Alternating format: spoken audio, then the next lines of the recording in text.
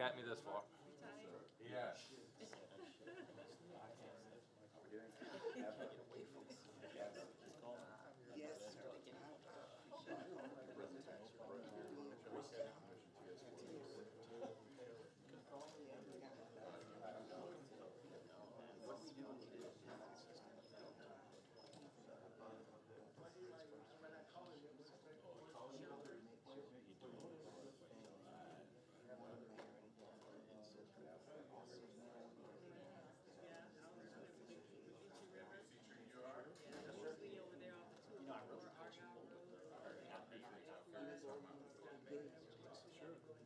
It's all good and swinging six. Sounds good.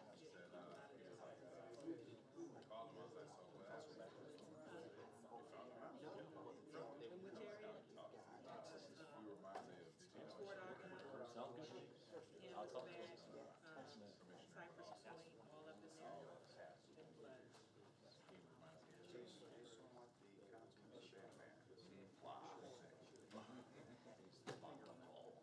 He should have known. And he didn't. Yep. Exactly. No, I'm here. Out there, they pay for the history, you know, they don't get our shame. Yeah, I was in I know, you told me.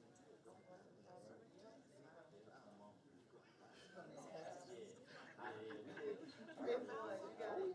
Pray for us. I used to tell Pastor Ed, that's what pray for me. Just because I asked for my soul to survive and make some kind of sense about it.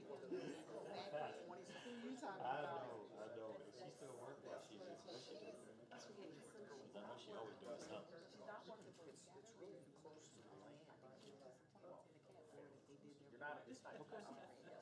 That's good. Shallow water. So what happens? She's a busy person. You got busy. You gotta dive in. And the lobster were way up on the No. And y'all shy. Yeah. Robert gave it to me.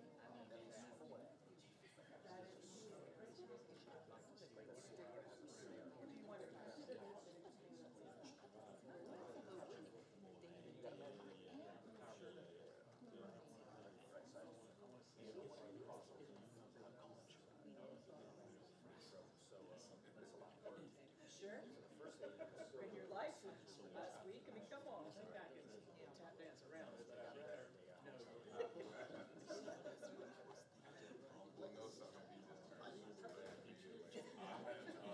No, when he backs up, okay, that's usually pretty good.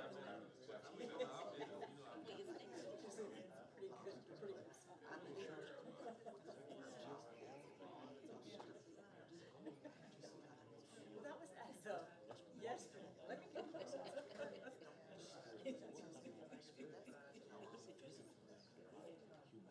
That's who that is.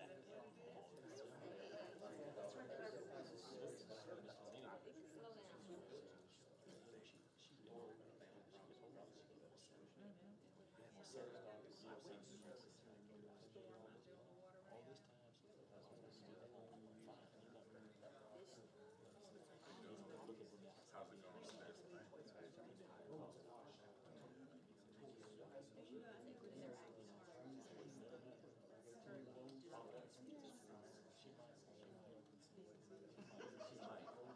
No problem. Because you know what we did. I know, yeah.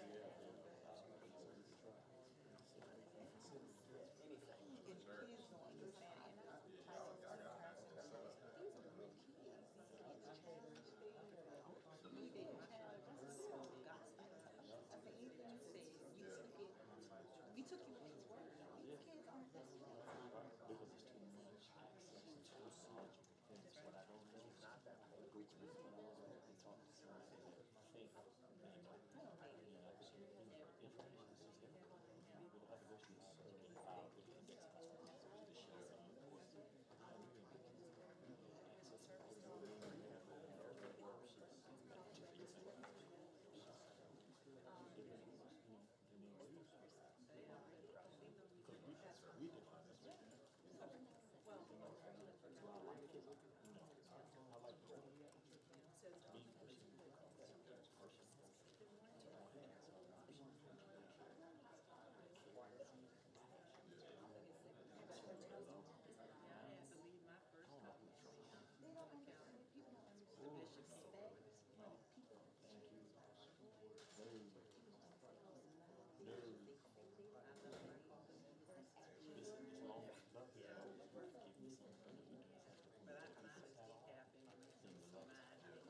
Eagles driven.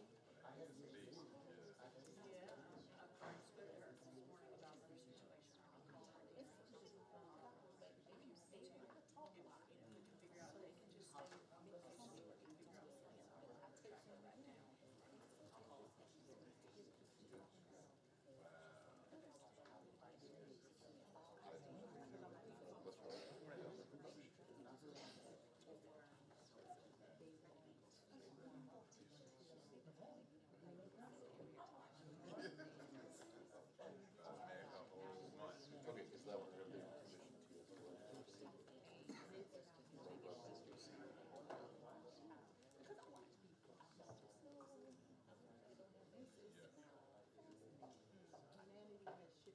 Yeah.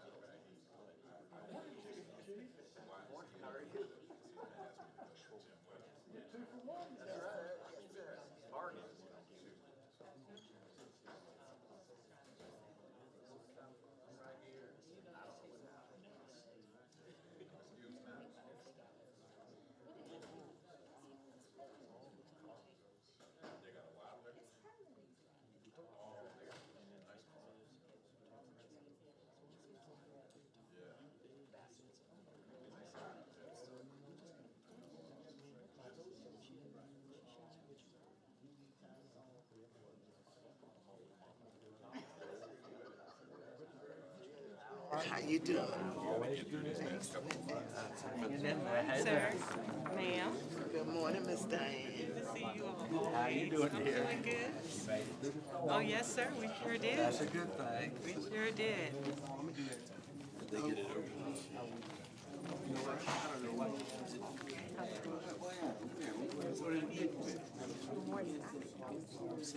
Discernment.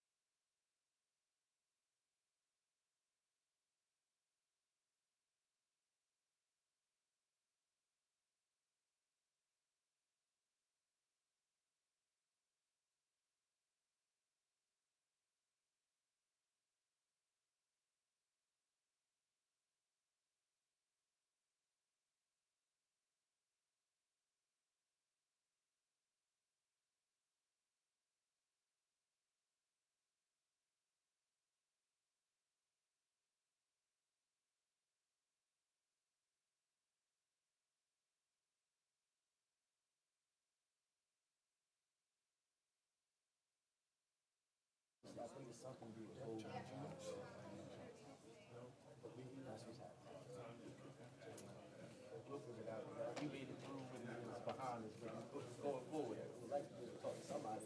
You probably need to know somebody too, and say, hey, you know, talk to somebody.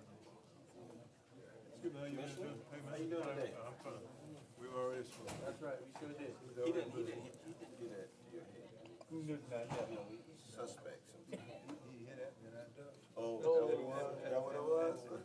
Yeah, he hit himself. I have a sister. Okay. As long as Mr. Brown wasn't acting up. No, you know, I'm good at That's what my doc, the doc could help me, he ain't hurt me. I sure will. Go ahead, do your thing.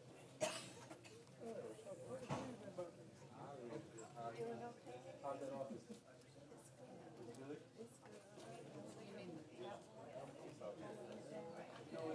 But really, was unnecessary.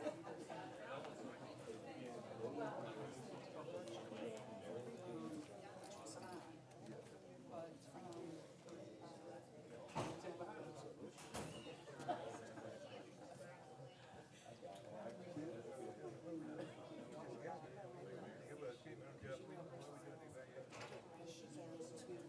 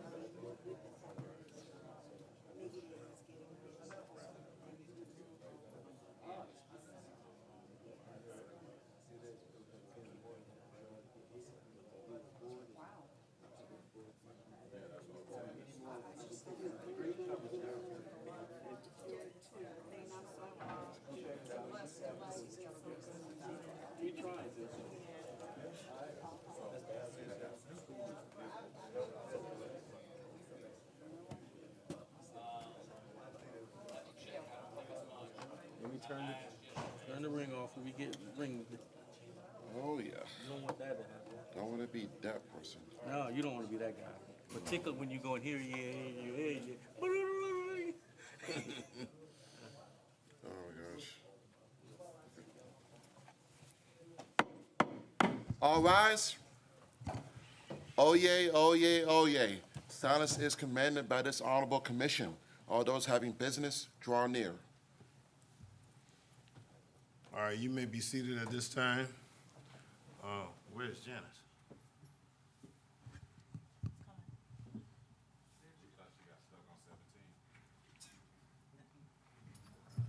No, I need to make sure that, do we have Commissioner, no. Commissioner Adams coming by. Yeah, make sure they tuning him in. All right, he's coming. It's gonna be six of us, because Commissioner Adams is coming by Zoom.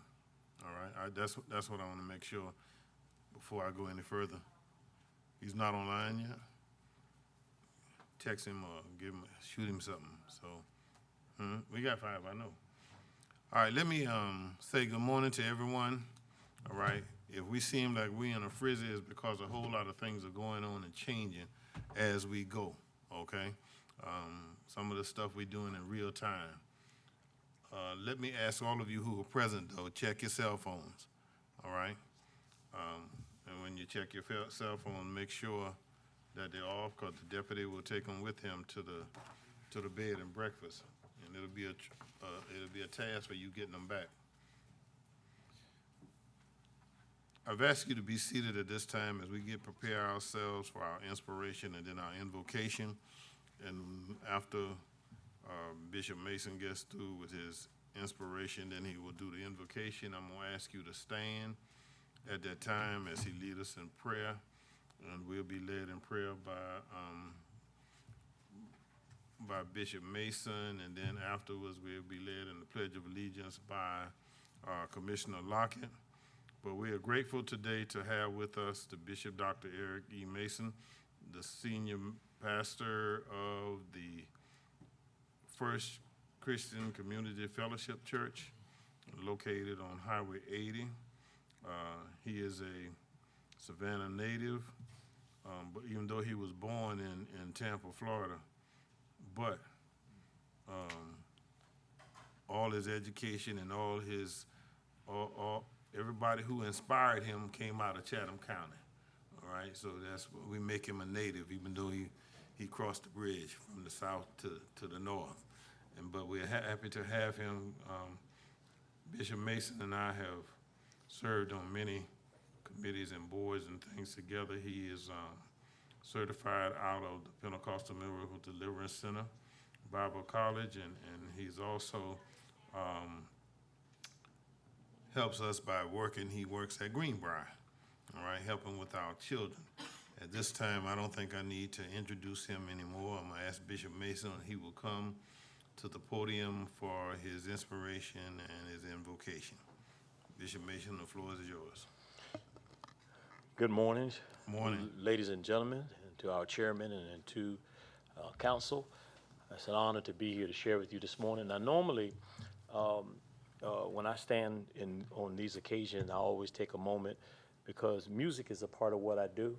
And sometimes people say, well, they didn't ask you to do no singing. They asked you to come do devotion. But when I look back over this week, this past week where we've dealt with Tropical Storm Debbie, and we look at the weather and these last 2 days when we can go outside and see the sun shining again, there's only one song that comes to mind, and those songs simply says, thank you, Lord, thank you, Lord, thank you, Lord.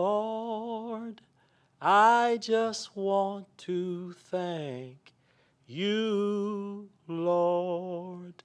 According to John 16:33, Jesus tells us in this life we will have hardships, we will have tribulations, storms, but be of good cheer. In him we will have peace. And certainly that is the truth. We are faced with physical challenges, with sicknesses, financial burdens, and natural disasters, mental health challenges, fears, anxieties, and worry, family challenges, relationships, struggles, employment challenges, and matters of life or death situation. As unpleasant as trials are, and as devastating as life can be, there's always a reason for you and I to give thanks. What is thanks? An expression of gratitude, appreciation, or praise. As bad as it could be, was, or may be mindful in everything, no matter the situation or the circumstances, we should always give thanks. It simply makes room for more doors to open and other opportunities to come our way. I was always taught by some wise old people, and they told me when someone has been kind to you, the least you can do is say, thank you. I want to pause for a second and say to Team Chatham County, thank you. Thank you for all that you have done to make this community safe. People don't have to be kind. God has been so good to Chatham County in spite of all we are experiencing. We owe him just one thanks. This past week's experiences with Tropical Storm Debbie is a good example of why we owe God thanks. And as I close, let's explore 3 provisions we can count on during storms or adversities. Charles Stanley said, we can count on number 1, he is always present, no matter what we deal with in life. Let me prove that. He said these words, I will never leave nor forsake you. I will be with you always. And a good example is, even when we don't see God's presence or see him there, sometimes he will come get in the situation with you. If 3 boys was here, they would tell you their names is Shadrach, Meshach, and Abednego. They were in the furnace. Someone came back and said, I thought we put in 3, but there are 4, and one of them looks very familiar. And I will say to you today, the second thing is we can count on a pathway through trouble. So the first is his presence. The second is a pathway through trouble. He said with the adversity, God will always make a way of escape that you and I may be able to bear it. Even though we walk through the valleys and the shadows of death, we will fear no evil, for you are with us. Your rod and your staff, they comfort us. And lastly, the potential to grow. We all should be looking forward to the opportunity. A good example, he tells 10 lepers to go show themselves to the priest. And as they go, they were cleansed. However, one of the lepers, a Samaritan, returned to Jesus, praising God with a loud voice and throwing himself at Jesus' feet, thanking him once he realized he was healed. My question to you today is, are you the one or a part of the 9? As we prepare to pray, can we all stand?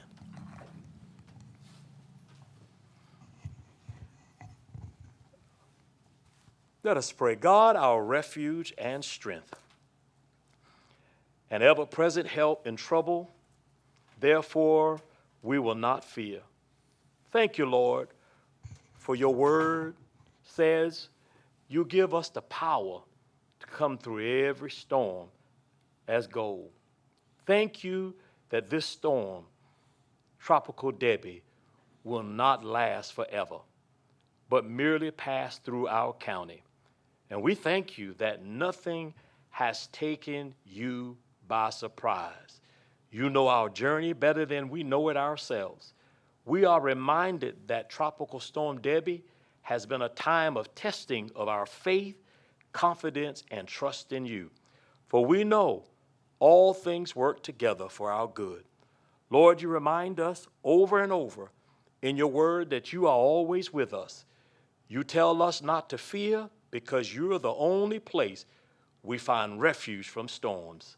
You're the only place we can find peace and strength. So thank you for your goodness.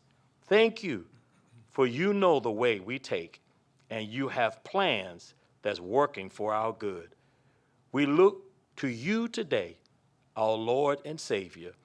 It's your face we seek. And Heavenly Father, be with our county chairman, this council, Team Chowder County, and the rescue workers. Keep them safe as they make heroic efforts in dangerous situations to keep our community safe. Bless each and every person affected by this storm and surround them with your love, protection, and angels. Let them know that there are many of us praying for them and their loved ones. Father, as we close this prayer, we close it by asking you to help Chatham County to always remember what you require of them, to do justly, to love mercy, and to walk humbly. For we know that in darkness, in the darkest hour of life, you are always with us as a guiding light. This is your servant's prayer. Let everyone say amen. Amen. Commissioner Lockett. I pledge allegiance to the flag of the United States of America and to the republic for which it stands, one nation, under God, indivisible, with liberty and justice for all. Thank you. You may be seated.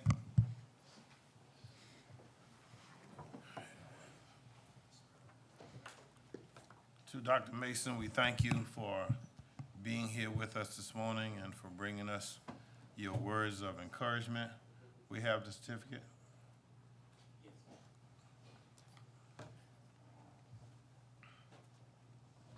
We're not allowed to pay you, but we want to present to you the certificate of appreciation, letting you know how much we appreciate you being here with us today, and we look forward to seeing you again.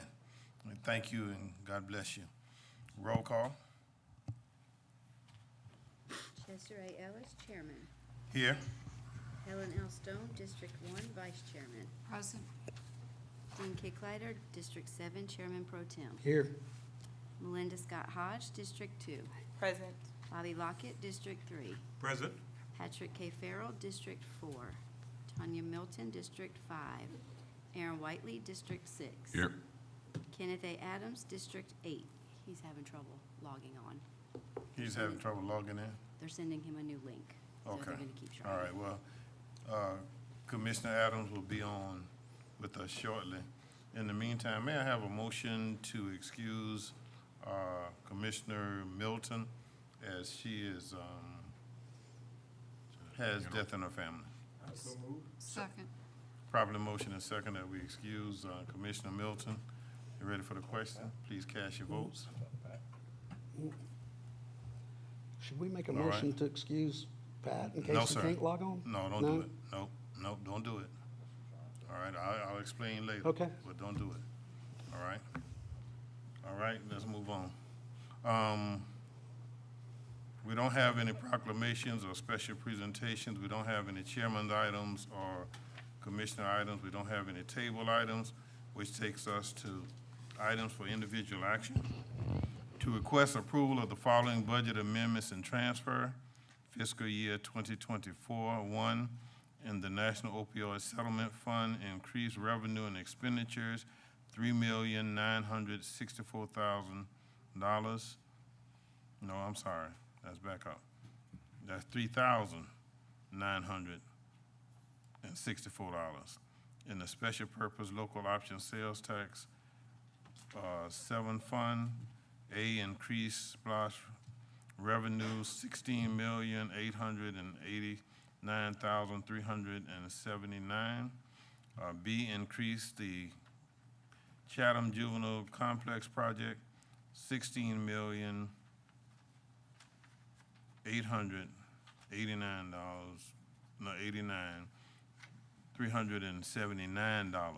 I'm gonna get it right in a minute. In the Capital Improvement Program Funds transfer, $154,225 from Public Works Vehicle Equipment / Equipment Project to transfer out to solid waste. 4, in the solid waste fund, increase transferring in from the capital improvement program fund $154,525 to increase drop-off center vehicles FY 2025. In the general fund, transfer $625,000 within the non-emergency center call budget from professional service to salary and benefits. 2, in the multi-grant fund, A, increase revenue and expenditures, $350,000 for the Southeast Regional Commission grant. B, increase revenue and expenditures, $1,870,000 for the U.S. DOT and Federal Railroad Administration grant.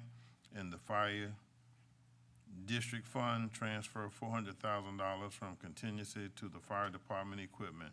Is there a motion? Mr. Chairman, I'll make a motion, but I have a question when it's seconded. I'll second that motion. All right, properly motion and second, and I'll be ready for your question. Thank you, Mr. Chairman. Out of this $625,000, is this referring to the board approval for the 9 employees? Yes, Or ma'am. It Okay. is. I wanted to see if those were connected. Yes, ma'am. Okay, because I know that we do need some additional people, and I know that we want to keep people in our 911 call center as much as possible. And those are the ones we're turning from temporary to permanent employees, right? Yes, sir. In the budget, we had budgeted about $679,000 for temporary employees, and we're making them full-time so we can keep them. I just wanted to see if that was connected. Thank you, Mr. Chairman. All questions asked? Please cast your votes. Okay.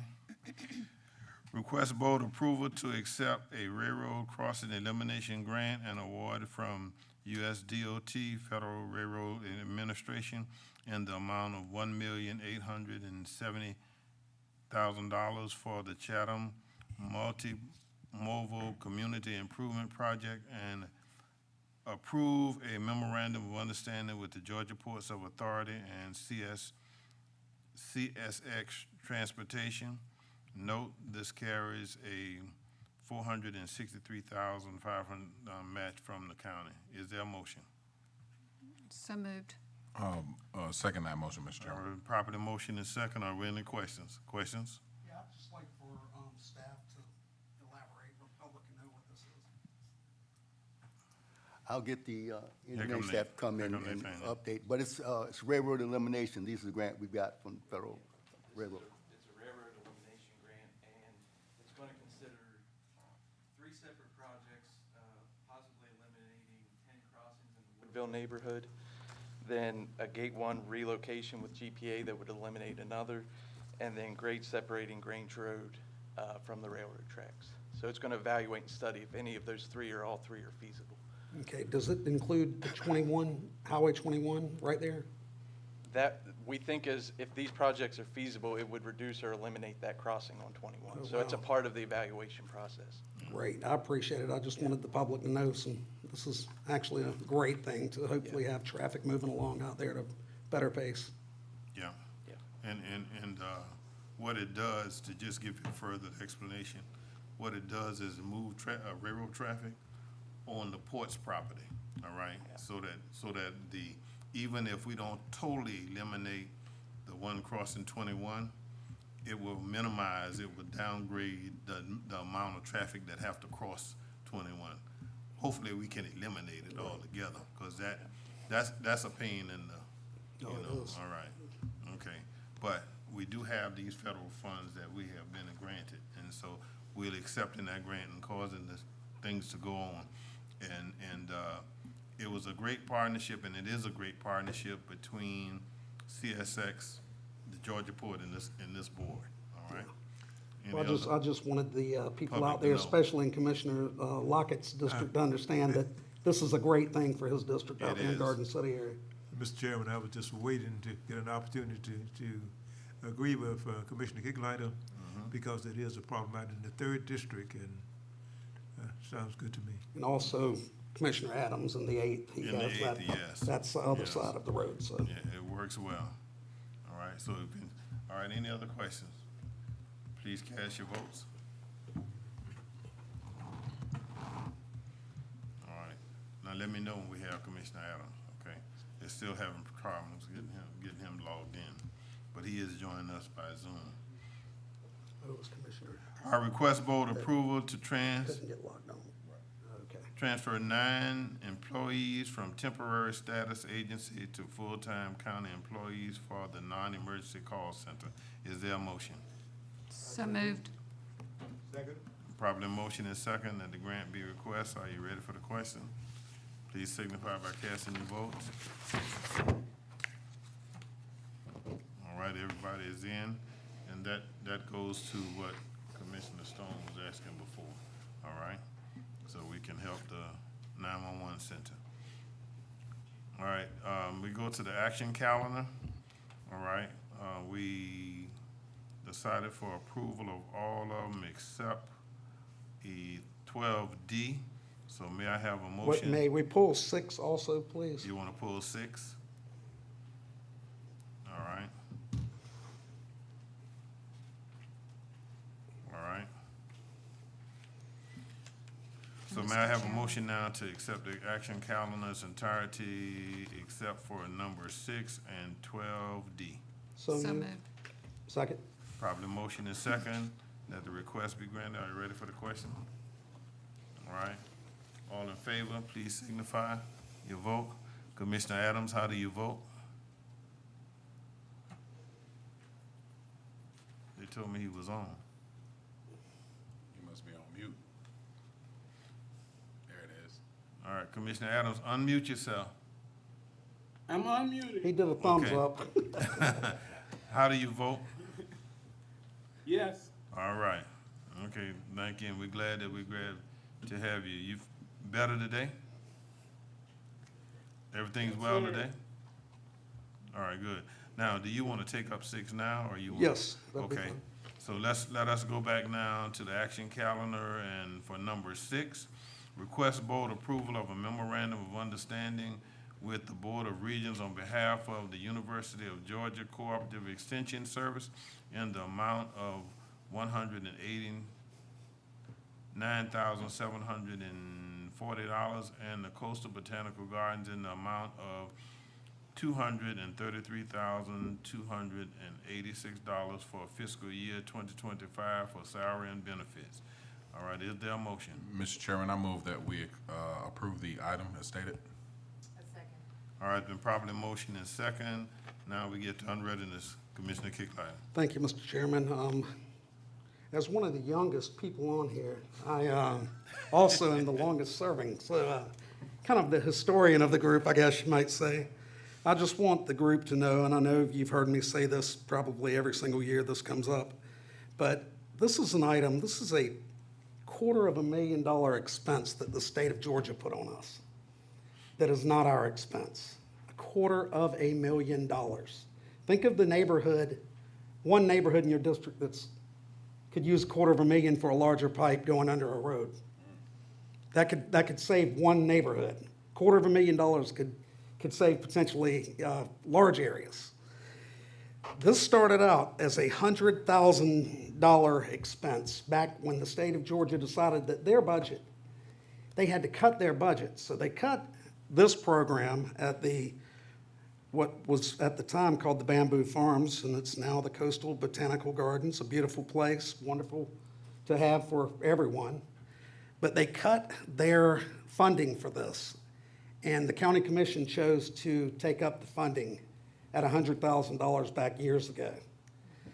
As you can see, it's more than doubled since then. This is now $233,286. I want to remind you, this is the same state we're funding this for, that makes us look at our constituents and basically lie to them and tell them that we're increasing their taxes when in fact we're not changing the millage rate whatsoever. This is the same state that makes themselves look good by forcing things down on the local governments, making themselves look like they cut taxes and everything, which, you know, I love our state, love our country. But this is fundamentally wrong. This is $250,000, folks, that we're funding that we should not be funding. The state of Georgia is supposed to be funding this.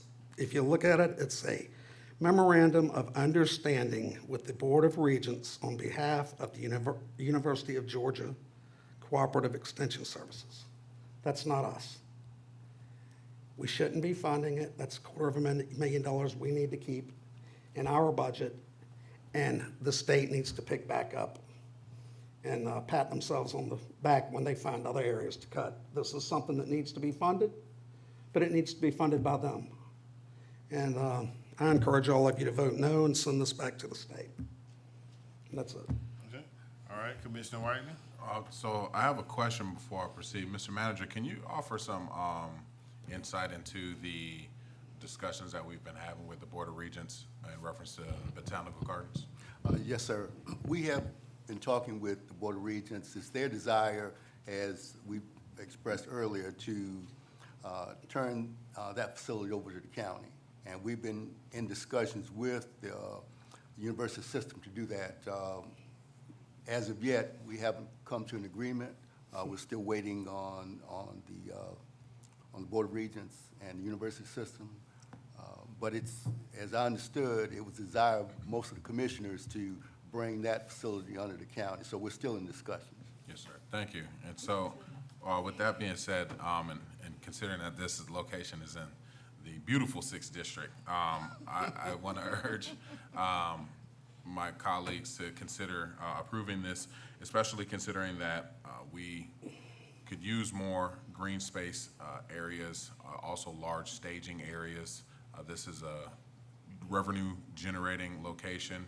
I won't say that it's a major revenue-generating location, but it does have the ability to have some self-sufficiency to some degree. And additionally, this commission, prior to me getting on here, saw fit to allocate SPLOS funding to a garden out there. So we've been partnering with them over the years. It's a historical site when you actually go and take a look at what's been taking place there.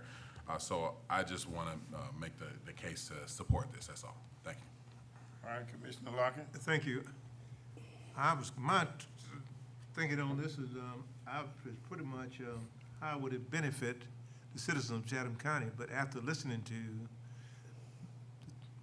the commissioner from in that area, he just gave me some reason to vote for it. So I am for it because of what you just said. Thank you for that information. All right, Commissioner Stone. Thank you, Mr. Chairman. Mr. Kegler, I know there are facilities out there, and I know they have the Master Gardener Program and other things. Where does that revenue go from the events that are held out there? That goes into the operating fund of the gardens. So the state and university system, they do rentals of the facility, they sell plants, and everything that's made out there goes back into the operations of the gardens. But does it come through us? In other words, No, it ma'am. does not help us with this payment whatsoever? No, ma'am. This is the county's supplement, and it was agreement made a number of years ago to keep the gardens open. Well, I would argue then that if revenue is generated and it's going to the state, but yet they want us to pay this, there's something off kilter here. But the revenue doesn't go to the state. Well, it goes to the state to fund the activities out of the gardens. Right, it goes to the garden itself. But my question is, isn't this a profit of sorts? In our discussions, they don't make a profit. Everything that's made out there goes to the budget to operate the garden. I understand that's their discussion, but have we looked at the books, or are we privy to the fact that they may be generating some money that They've shared their budget with us, and I don't think they're making any money out there. But I can get that information for the board. Well, and I get it mean, to you. my point is this. it can be a revenue-generating resource. You have a beautiful facility out there. I think there are weddings. I think that there are parties out there. That could certainly generate a fair amount of revenue. They do the Christmas lights. If they would start selling that bamboo, that would be a huge way to generate some funds, because I know that years ago, a friend of mine was looking to buy bamboo, purchase bamboo. You can't purchase it anywhere. You have to wait until once a year when they have their program out there, but yet they're not even selling their own bamboo. So I just think that the negotiations need to get a little bit stronger here, if you will, because I don't think it's right for us to be putting out money and for them to take what resources are being generated and not offset some of this payment. I think that we're just supplementing it. From looking at their budget, they're not making enough on the Christmas lights and what they sell out there to completely cover the operating expense of the gardens. I understand that, but it just seems like we're footing the bill, and whatever they can generate, they get. So I'm in agreement with Commissioner Kicklighter that something needs to change here. All right, you get through? All right, let's go back to Commissioner Kicklighter. I'm coming. Thank you, Mr. Chairman. I was in real estate and pretty successful in real estate in the past, and this would be no different than someone, let's just say a guy named Joe owns a building. Joe owns this building, and we decide, Joe, you can do what you want and you can keep the profits. We're going to pay for you and all your employees to work there. Joe is the state of Georgia. Joe, then I decide, man, I really want Joe to give me the building because I've been paying for his employees. Why would Joe do that? Joe wouldn't do it. Joe's got it made. State of Georgia has it made. Joe is Georgia. They have it made. It's called incentive. I would not, well, in the spirit of negotiation, I'll keep that, what I was about to say to myself, but I agree with everything that you said, Commissioner Whiteley. It's a great asset. It's a wonderful thing for the community. I really don't think Georgia's crazy enough to let it shut down, especially when we're standing here saying we will take over. So if we decide not to fund their employees, they have a decision to make. They can either pay the employees and it continues, or they can just deed it over to us and we'll continue. It's that simple. It's incentive to get it right. I mean, if we're going to be paying $250,000 a year, we should at least get the revenues from the place. That might provide a little incentive to increase revenues. Like the Commissioner said, I mean, if we own it, we could sell bamboo. I mean, people buy bamboo. There would be reasons to try to make it at least come closer to not losing $250,000. You put this $250,000 loss out there with the swimming pool that the county owns losing $1 million a year and all other things. I mean, there's some things that are not essential services. This is definitely one of them because this is the state's project. And I don't believe they would allow it to close. They'll either take over funding their own employees or they would give us the facilities and let us take over. But they'll never do a thing as long as we're allowing Georgia, which is Joe, to own the place, and we're going to pay him to work there and allow him to keep his profits. That's just absolutely it's almost like we're on the federal government budgeting plan. It does not work that way in the real world, and it's a $250,000 loss that we don't need to incur for the county. So I encourage you to send a little statement, send them a little negotiating, give the manager a negotiating tool, which is we're not going to pay for your employees anymore, but we will take it over because it's a valuable asset to our community. We don't want to see it close. If you guys can't afford to run it on your own, we'll run it. And if the state, they're the bad guys, not this county. Let the state be what the state is. If they close it, they're the bad guys. It's not us. So let's vote no and just send a message on this one thing. Yep, oh, I can call on you. Mr. Chairman. I'm done. You done? Okay, Commissioner Whiteley? Thank you, Mr. Chairman. And, you know, to be frank, I think Commissioner Kicklighter has a point as it relates to sending a message.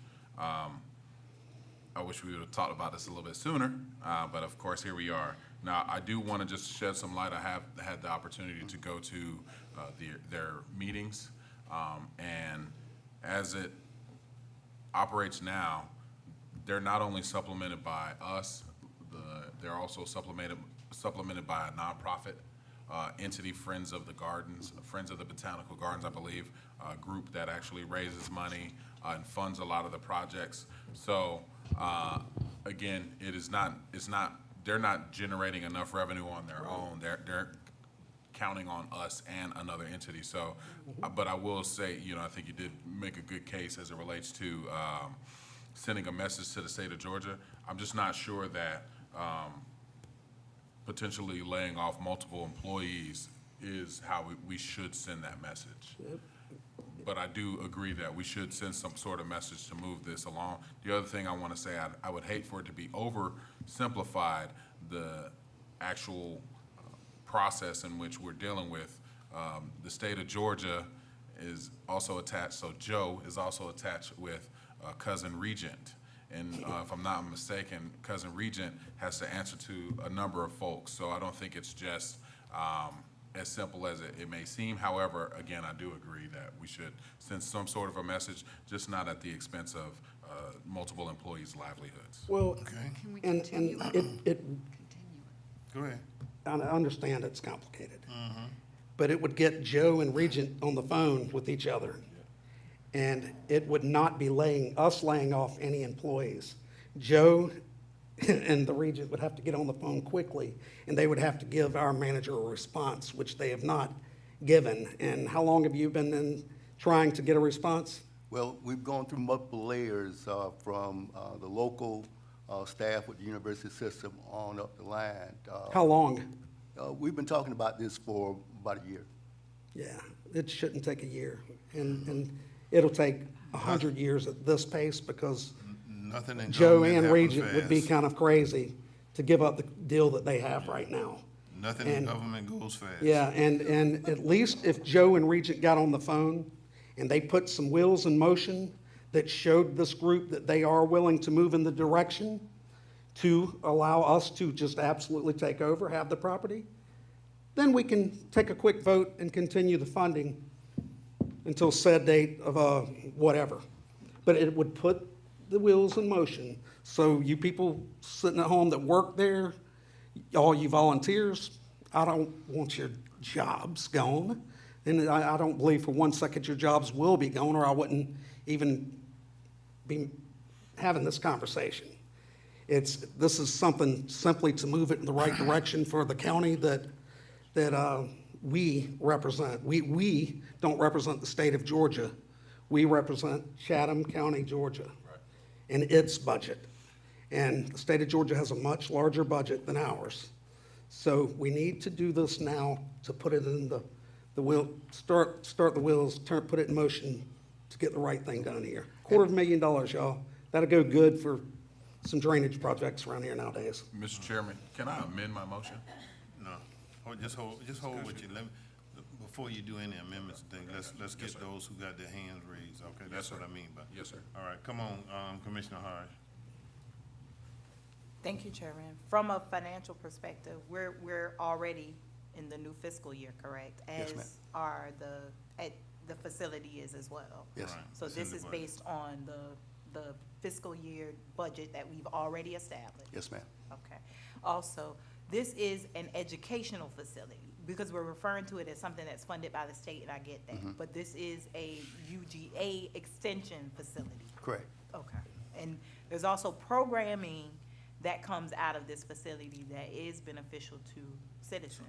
That's correct. And just to be clear, even with the agreement that we've been talking to the Board of Regents or the staff, we'd still have a partnership because the county, we don't have the staff that experts in horticulture and so they've agreed that even if we take over the facility, they're still gonna provide the program, UGA will. Okay, thank you. All right, Commissioner Stone? All right, very quickly, would it make sense then to continue this until there's more dialogue and that we can have a better understanding of what can be proposed to the state and what we can work out? We can get an update from the state, and I'll also provide the commission with the budget for the bamboo farm and let y'all look at that, and we'll be able to make a I decision mean, based on it. this is a big decision, and I don't want And- to vote on it half-cocked when we don't have all of the information. So I would prefer to continue this. Chairman. All right, hold on just a minute. You through? All right, Commissioner Whiteley wanted to say something. Let me see. So, Mr. Chairman, I would like to amend my motion and amend it to table this item to the next meeting with instruction to management to let let the Board of Regents and the state know that we are seriously considering other options, and we'd like to kind of have a little bit more skin in the game before we proceed. We can do that. Would, Commissioner Stone, would you be willing to amend your second or accept my amendment? I certainly would, thank you. All right, then, let's deal with the amendment. Now, no, I'm just hush. I ain't gonna say nothing. I'm gonna let that go. Let's go. Motion to continue. All those in favor of amending, but I'm telling you all, I'm gonna say that, I'm telling you all, y'all going down the wrong street the wrong way, all right? So y'all can take that in one. All those who wanna amend the Mr. motion, Chairman. please cast. Mr. Chairman, I would do like the to know amendment. what you're saying. I would, Well, if you here's- think otherwise, I'd like to hear it. All right, here's what I'm saying, all right? Wasn't your motion to table? My motion was to Just was table to it. table, not amend the- anything. Right. Okay, there's To no even to- discussion per Robert's Rules of Order. There's no discussion. That's why I said, that's why I stopped. Well, That's why I stopped. You shouldn't, you in did saying say too anything. much That's why I beforehand. stopped. All right, listen, just vote. All those who want to vote to table, please cast your votes. All those who want to vote to table. Commissioner Adams, how do you vote? Yes. All right. So you got 4-3? Am I reading that So it's right? been tabled. It's 4-3? Commissioner Adams got to vote. Commissioner Adams' vote is up there. That's the fourth one up there. The vote is yes. He said yes. Now, do we have a problem with the fire department? It's tabled? All right. So we can table it, what we got? Okay. All right, let's table. Let's move on. Nope, I'm not going, I'm through with it. I'll tell you what. I got you. Okay. All right, I've said what I need to say. Let's move on.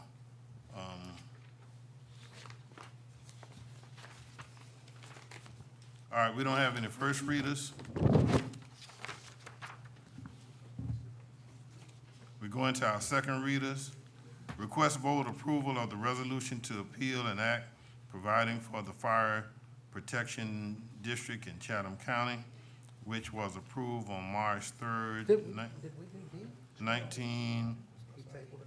yeah, it was 1962, Georgia L., 1962, page 2,835, and all and mandatory acts thereof, so as to abolish the creation of the fire district to provide for election or for determination as to a tax levy in such district, to provide for related matters, to provide for effective dates, to repeal conflicting laws, and for other purposes, all right? Now, is there a motion? Move for approval. I second that motion. All right, it's been properly motion, a second for approval. Are you ready for the question? Now, during this questioning period, is there any commissioner who want to speak? Let me do this. I just would like staff to basically explain what this does. All right, but let me also ask now, is there anyone in the audience who want to make comments? It's not, it's just comments. If you want to make comments, then I have to recognize you for making comments. Is there one going once? Is there one going twice? Is there one going third time? All right, now we go to Commissioner Kicklighter and Mr. Manager, Mr. Attorney, I'm sorry. Yeah, this was an act that was, local act that was passed back in the sixties or seventies, I don't remember which. And it set up fire zones, okay, fire districts. And last year, when we saw that the county was gonna, take over the fire departments, those zones were gonna change. So we knew that we had this act outstanding, we probably ought to repeal it. So we filed to repeal it last year, and the delegation or whatever got hung up on something, I don't know what it was, but they did not pass it, didn't get to it. It may have got tied to another piece of legislation or whatever. So in going back through to figure out what we needed to do to see about amending it, there had been a subsequent amendment that said that you could do that by a local ordinance. And so we've had a first reading and a second reading, and all we're gonna do is repeal the local act by local ordinance, since the act that was amended in the eighties to allow that.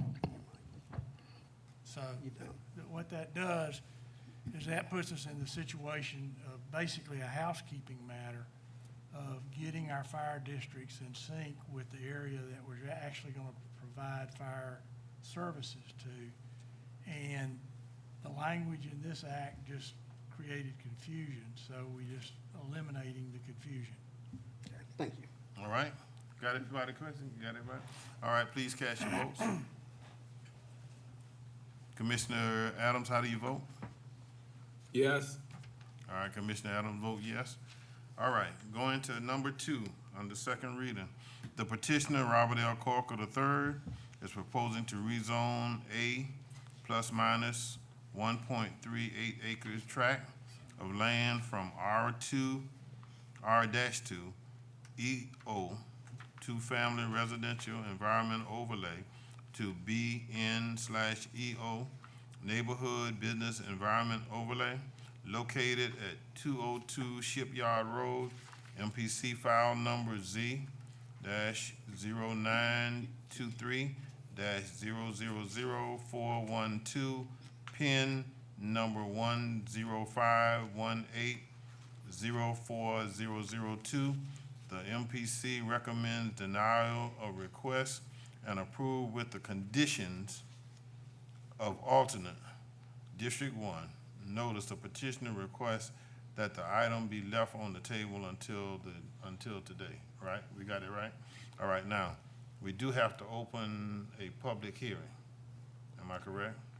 All right, so now let me have a motion to open up the public hearing. So move. Second. All right, properly motion and second that we open up the public hearing. Are you ready for the question? Please signify by casting your vote. Commissioner Adams, how do you vote? Okay. Yes.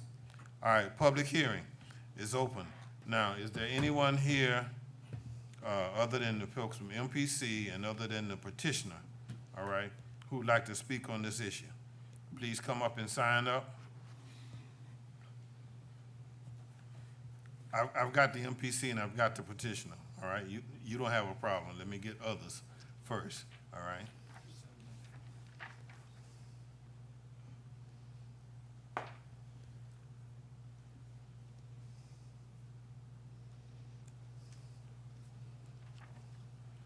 All right? Say who you, say name, address, and so forth. Wayne Noah, I live on Burnside Island, and I'm commissioner-elect for that district. I travel this street probably 3 or 4 times a day, if not more. And when this first item, when I first heard about this item, it was at MPC. I was on the board, and this has been going on for quite some time. And I was also the chief of the fire department, which is 2 doors down from this property. And we were looking at enlarging the facility, and we looked at either side of the property, and it was all zone BN, both to the right and to the left. And I knew that the other end of the street, like 4 lots down, was a convenience store and an automotive repair shop. So when this came to MPC, it was quite surprising that in the middle of, I think, 6 or 7 properties, we had this one residential property, and everything else on the side of the street from Ferguson to Shipyard is zoned BN. I know personally, I would not want to live in the middle of a BN street, under the current zoning of R2. So it was surprising. The place has been, I don't know when it was established, but it's been there as long as I can remember. I don't know if any of you've ridden by there, but you can barely see the facility. There's the driveway is very small. You have to really be paying attention. I do know there was some concern about a pile of debris. I rode by there a week ago. All that's been removed. So personally, after reading the MPCs, which I was not there to vote on that, I was already off. It should be continuous from one end of the street to the other. And it's almost like a reverse spot zoning, in my opinion. Instead of spot zoning that one against everything else, it's just the opposite. So I personally believe it should be in and be just like everything else on that side of the street. There's other areas or other places in the area that have things going on, but that side of the street, it's the oddball out. And I would be in favor of the BN. Thank you. Thank you. All right, anyone else now on the public hearing? Anyone else on the public hearing? All right, may I have a motion to close the public hearing? So moved. Second. Properly motion is second that we close the public hearing. Are you ready for the question? Please cast your votes. Commissioner Adams, how do you vote? Yes. All right, Commissioner Adams vote yes. I'm waiting on, okay. All right, we got everybody. All right, now, yes, sir. May I ask staff a question real quick? And Sure, go we ahead. might be able to right. possibly move through this. Well, you're the current commissioner. If with your permission, we can go to her. Because I'm curious to how she feels about this too, because. Well, I was going to save this for the petitioner, but it really doesn't matter. This was actually brought to my attention because of the debris pile that was back there that, I don't know how tall that pile was, but it was, if I had to guess, it was many, many feet high.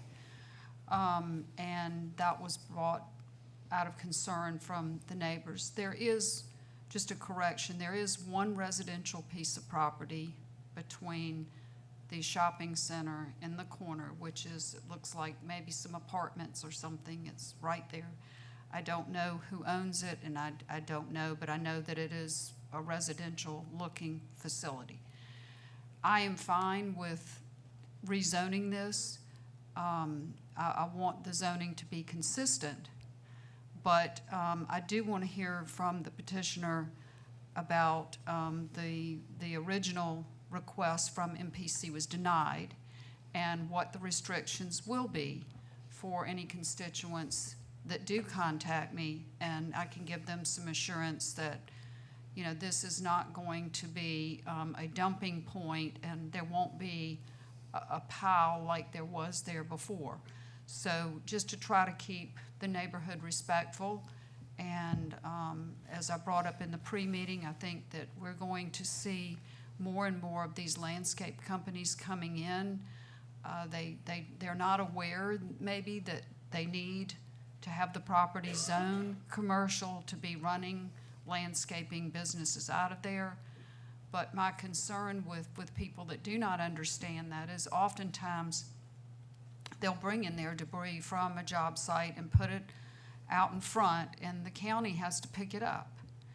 And so I want to make certain that we're not putting a burden on the Chatham County Public Works for people that are running commercial businesses and should be taking their debris elsewhere. So those are my concerns, but I would have been happy to wait for the petitioner, but that's what triggered this, was the debris pile that had gotten quite high. All right, we got that. All right, now, let me ask you, this is the way we want to do this, okay? Because I think even, I don't know about the rest of them, but I was kind of confused why would, MPC says deny of the request, but approve with conditions, but we don't have any conditions in front of us? All right, so you need to clear that up. Morning, Mr. Chairman. I'm Brad Clement from the MPC. Thank goodness my name is not Joe. So the MPC recommended in the alternative to be in B1, which is more restrictive, to address the concerns of the neighbors that were stated in a meeting that they had regarding traffic and some other things. This was a referral to the MPC from the county to clean up the record, as it were, to make everything whole. B1 is more appropriate to this use. BN has a retail component to it. This business does not. If to Mr. Noah's point, at some point in the future, they wanted to make that whole side of the street whole, they could come back and address that. What we were given as a task was to make this right. And that's why we recommended denial of BN and then the alternative B1. There are conditions as it relates to this site, and I think it gets to Commissioner Stone's concerns. And I don't generally do this, but I'll probably get it wrong, so I'm going to read if you will allow. Any significant alteration in the nature or configuration of the present use shall require submission and approval of a site plan meeting the standards of B1 zoning district, the more restrictive district, except that paved surface shall not be required unless deemed necessary by Chatham County Engineering Department, which we went back and forth with several times to get this right. All right, now. Pending your questions. All right, here's where, let's clear this up first, all right? The reason the commission sent it back was because of the signage, right? Correct. The sign was out there, but the sign was incorrect, all right? So that's what we sent back to the MPC to make the verbiage on the signage right. And they went out and scratched out some stuff and put up some stuff, and it wasn't making any sense. So then the neighbor said, what are they doing? What do they want to do? So what we sent back to you was to clear this up. Now, let me ask this question from the MPC. Have you gotten with the petitioner to talk about what the approval of the alternate conditions that you are applying? Have you got with them to find out where they stand on that? Yes, Chairman. And where are you all? There were no other enforcement actions cited. This merely cleans up the record. They are in compliance with the B1 and conditions, and should they change that or alter in scope what their operations are, then they will need to come back with. Right, okay, all right. Has anybody else got a question for the MPC? All right, now, come on, Mr. McCorkle, come on, and if the petitioners want to come with you, I understand. So y'all are I'm okay? surmising They're that all that's right. the petitioners, right? Yeah, they're all right. Okay. They can. All right, they they okay? can, Okay. Clear this up for us. All right, thank you very much, Mr. Chairman. Staff report that is in front of you and what Mr. Clement said is a good summary of the situation, but just for a little more detail. Zippers who are here with me today, they're longtime residents of the Montgomery area. They actually live on Shipyard Lane right around the corner from this. They also have a retail store in Sanfly that you may know. They've operated this business on this site for 17 years. During that time, they've had a business license. This issue did arise because of a debris pile that was on the site. And when that debris pile was complained about, the county went back and looked and realized that the business license may have been issued in error in this location, and so they went back to look. And that's what raised this issue. The request for the rezoning was to simply just allow them to continue doing what they're doing. The use is on Shipyard, and I had sent a picture for y'all to look at, and I'm not sure if I have availability to it here or not. But the businesses along Shipyard, as Mr. Noah mentioned, the entire length from Ferguson all the way down to Whitfield are all commercially zoned businesses. One of them is an apartment building that used to be a restaurant, but it is actually zoned commercial. This is the sole property in the dead middle of this stretch of road, which I, again, have pictures to show you, but I can either hand them to you or if I have access to the PDF, that are all commercial except for this one. We got a fire station next door. As you move down, you got Savannah Auto Works, which is a multi-bay auto repair facility. He's gonna help you. Okay. He's gonna help you put it up there to show Great. it. So we've got Savannah Auto Works, which is a multi-bay car repair facility. We've also got a strip center that has a gas station and a liquor store next door. And so this is not along this stretch of road, and this is it right here, I think. Can I stop you 1 second and ask Mr. Sure. Zipper, Is this the same property that your family owned the same business on back in high school? No? How long have y'all been on this site? 17? 17. And can y'all see that? Okay, so this is the black piece of, our piece of property is in black. Everything that's colored in pink there and my coloring is zone commercial, which includes a Kirby sanitation facility that runs all of its garbage trucks out of the facility, as well as I mentioned, a liquor store and a car repair facility. To show you the next page, just for some context, this is the fire station, which is right next door. This is the auto repair facility, which is on the other side of them. This is the back of the auto repair facility, which runs up against the back of their property over there. And then this is the gas station and the liquor store. Most people, as was mentioned, would never know this business is there. It is heavily landscaped as you go down the front. This is what it looks like from the street. I live on Burnside Island. I drive by this at least twice a day, every day for the last 7 years. I had absolutely no idea that this business existed or that it was located there. I've never seen trucks coming and going for it over that time. We've had multiple meetings on this. We did originally ask for BN. The issue with the debris pile, to address the specific question, was addressed by, instead of having a pile of debris, what they've done is they put a roll-on, roll-off dumpster on the site, and then they put the debris in the dumpster. When the dumpster fills out, they take it out and take it back to the recycling facility, I think, on Skidaway Island. So there is no more debris pile in the area that was there. My clients have cooperated in every way with staff, neighborhood meetings. They had on-site visits with staff. Staff asked them to prepare a site plan showing the way the site lays out with the dumpster and everything. That was submitted, and it was shown, which I can show you here. And what staff has, this is another picture of the entrance, by the way. And this is the site plan that was provided.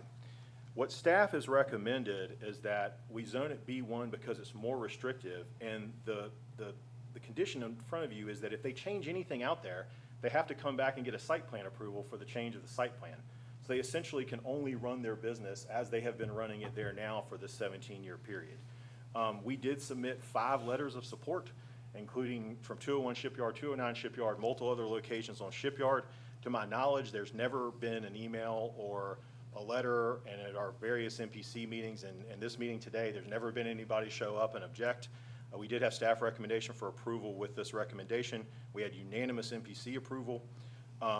And so, yes, the petitioner is supportive of the recommendation of staff, the alternative recommendation for staff.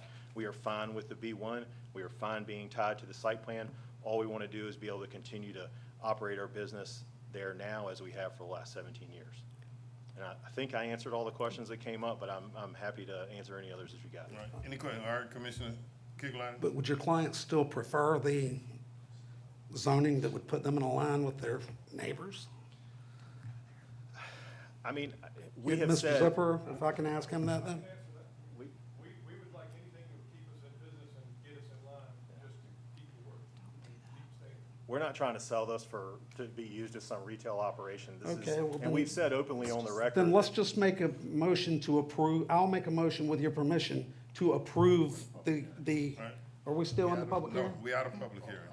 No, To we out. approve staff's recommendation Well, is my motion for approval. Okay, I was gonna make that, but go ahead. And that's what. Yeah, that's what I was gonna make. And That, what I'm hearing now is that's fine with you? That's fine. And we did correct the sign, by the way. We got Okay, I know. I know the sign was correct. Okay, all right. So. Yeah, I'll make, You're good with y'all's recommendations? make the motion for approval of the MPC recommendation. Second.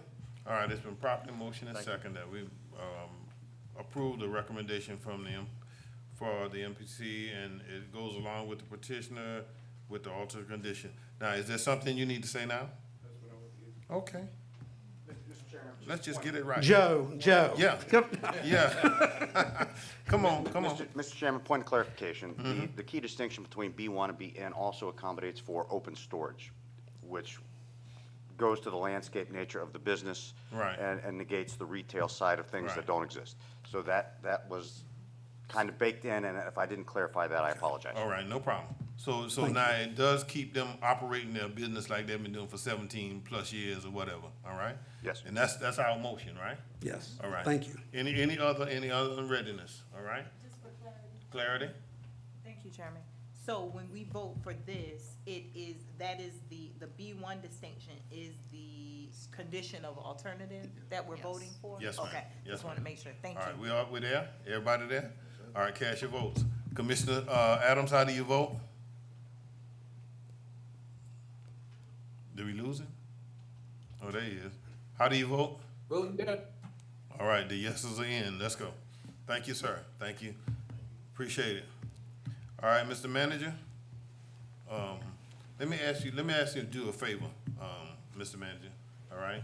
Before you go, let me have Director Jones come. Certainly. All right, because he has been requested by the governor to be in place at 11 o'clock, and I want to get him out here to see if he can't be there. All right? All right. Now, what I've asked Director Jones to do is give us a in-time update of what's going on, all right? Because the water changing as we sit. All right, let's go. Yes, sir. Thank you, Mr. Chairman, members of the commission, staff, Mr. Kegler. Thank you for allowing me the opportunity to brief you on the latest information regarding the flooding efforts that are underway, flooding rescues and efforts that are underway for Tropical Storm or Hurricane Debbie. So as you see up on the screen, we have some of our heroes, Chatham County heroes, performing some water rescues out in the Ogeechee Road area yesterday. I'd like to give you the current situation as it exists before I walked in the door, and then I've received multiple updates as we have been sitting here. So as of 8:15 this morning, the Chatham County Fire Department, Chatham County Marine Patrol have performed over 16 rescues, or have rescued over 16 people and multiple animals from floodwaters in the area of Shad Road and Mill Landing Road, as well as other departments and entities were included in that rescue effort. I mentioned Chatham County Fire Department, Chatham County Police Department, Marine Patrol, Animal Services was engaged, mosquito control, and we also have partners from the Georgia Emergency Management Agency as well as my agency out assisting with that effort. The water rescue was in response, of course, to the flooding that we are seeing currently from Hurricane Debbie. MOSCON did some overflights for us, and they will continue to do overflights for us today and tomorrow. Our current situation, having trouble here. Our current situation, Chatham County Police Department has also supported with some high water rescue vehicles that helped effect that overall rescue, and those resources continue to be utilized today. Animal Services, again, was on site to help with rescuing those animals. Over 9,000 people, over 9,000 properties throughout the county have been assessed for damages. Currently, as of late yesterday afternoon, 89 properties have been affected by floodwater damage. 32 of those have been minor, 8 have been major.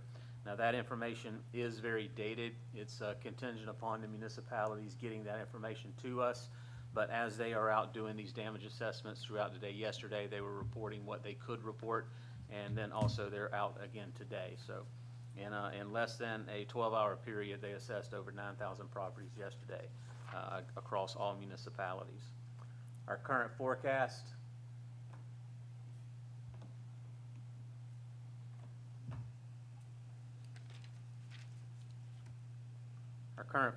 has changed from this morning, so this graphic is outdated. There was a major change that came in about 30 minutes ago. This particular graphic says that is going to peak at 2 p.m. Saturday. That has now changed to 8 p.m. tonight. So the National Weather Service Storm Prediction Center is expecting the Ogeechee River to crest tonight at 8 p.m. at a height of 17.9 feet, which is better than the 19.3 feet which you see on the graphic.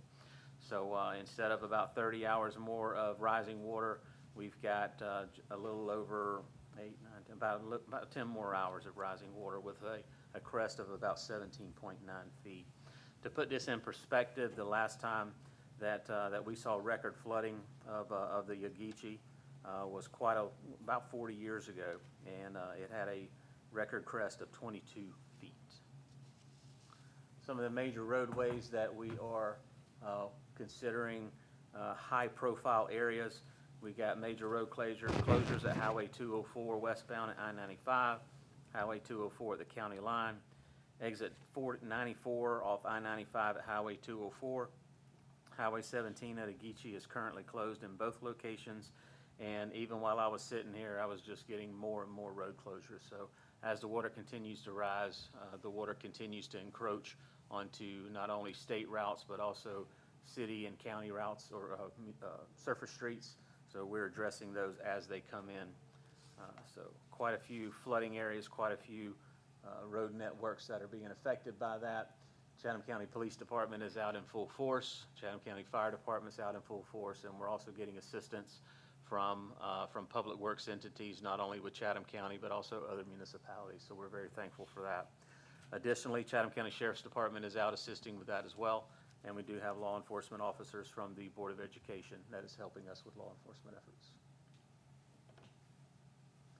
Areas of concern: Fort Argyle Road, Uncle Shed's Road, Middle Landing Road, Shad Road, Cape Fear Drive, Big Cypress Drive, Cox Lane, Hollow Oak Drive, Kings Ferry Boat Landing, and the area surrounding that, Chief O.F. Love Road, Bradley Point South Community, and as I was sitting here, I got word that we're also looking at Chevis Road as well.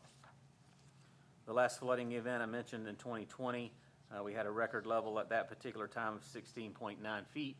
We have already surpassed that particular effort, and again, 20 years ago, the overall record for the Ageechee Road was at, or the Ageechee River was at 22 feet. We are continuing to operate sheltering services throughout the community.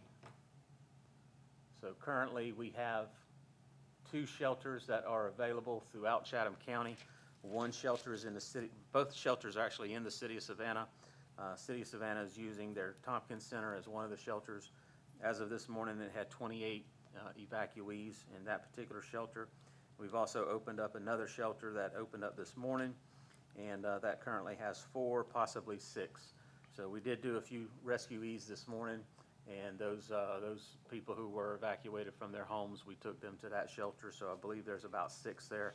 I do anticipate that as we do more rescues throughout the day, that they will seek shelter, and we'll most likely use them at that site.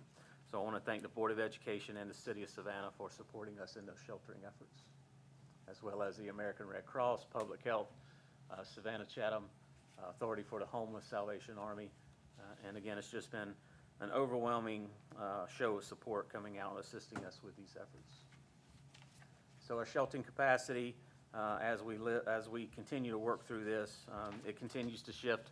So as updates come in, I'll make sure that I am informing the chairman of what those updates are, and then he can share those with the rest of the team. We do anticipate that we are going to continue to see flooded areas throughout the community, and it's probably going to last at least through Sunday. So we'll keep the Emergency Operations Center open. We're at 12-hour shifts now from 7 a.m. to 7 p.m., working issues as they come in. We'll continue to do that tomorrow and most likely Sunday as well, unless the flooding recedes such that it allows us to reduce those operations. We do have several locations that have been coordinated as we have been meeting. We are setting up a sandbag station. It's going to be at the Keller Flea Market. We wanted to use the bamboo farm, but it has some significant flooding at the bamboo, so we weren't able to use that site. So we have worked with Keller Flea Market to set up a sandbagging station at Keller Flea Market. We're putting those resources in place right now. So it's not available yet. I'm hoping that all the resources will be in place in about 2 hours.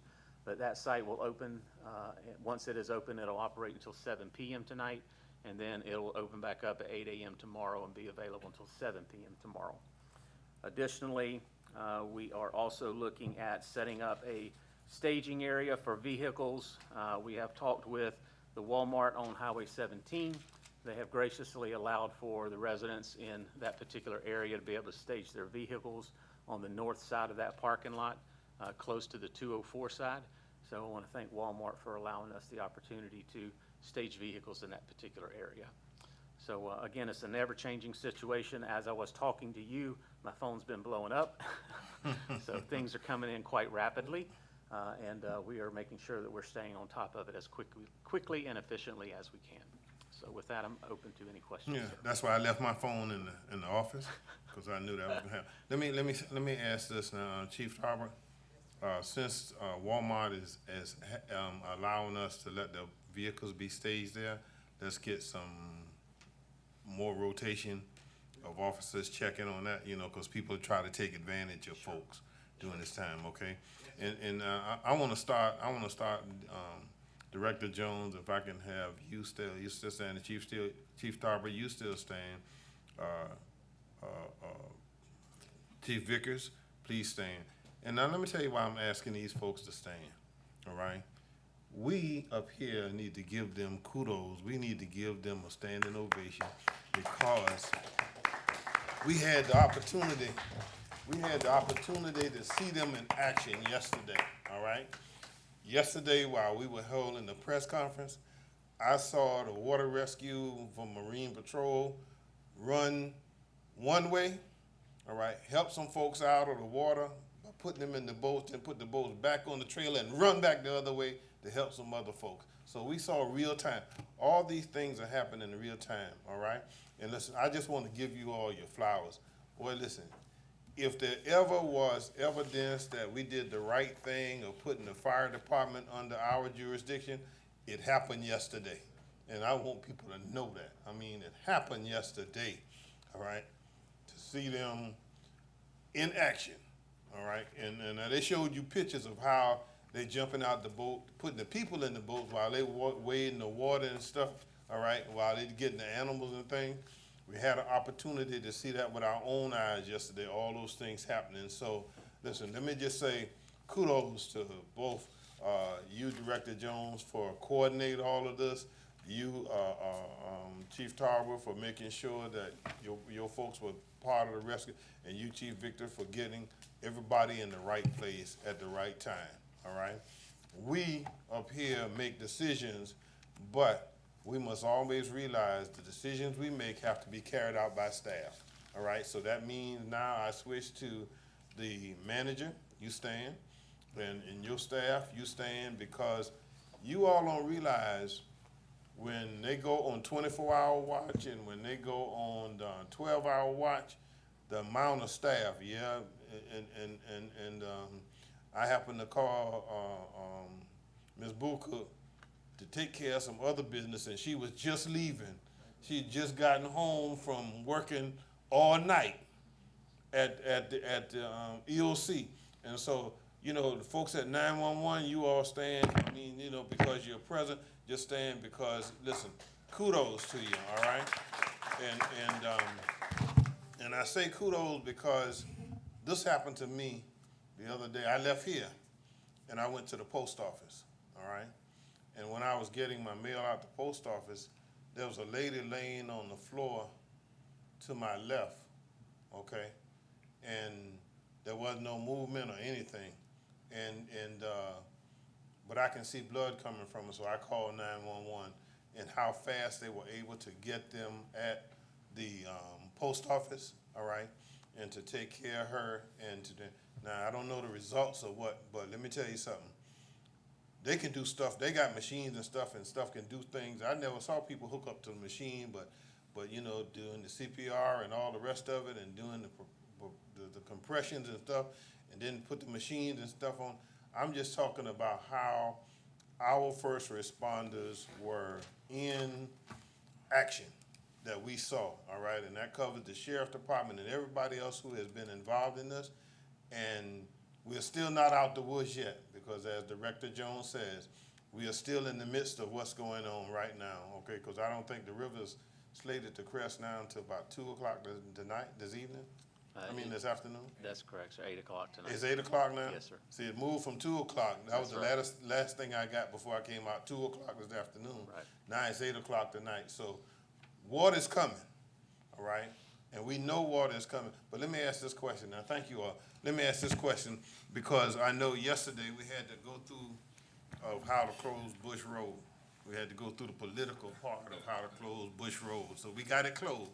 Now, Bush Road was not on this list. Is it still on the list, or the water receded, or where on Bush Road? No, Bush Road is still on the list. These are the lists, or this list is areas that we are concerned about now. Bush Now, Road has, okay. Bush Road has already been closed. Right. So that's already been taken care of. These are the areas that we're focused on in case we have to implement additional protective measures. All right.